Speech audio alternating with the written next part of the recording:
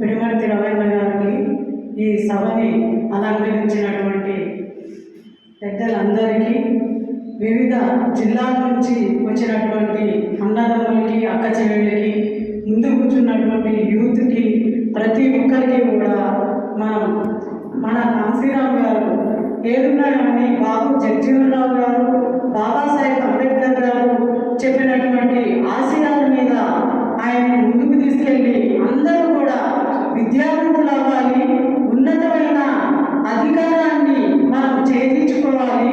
అదేవిధంగా మన బహుజనులు ఎవరైతే ఉన్నారో అందరూ కూడా ముందడుగులో ఉండాలి.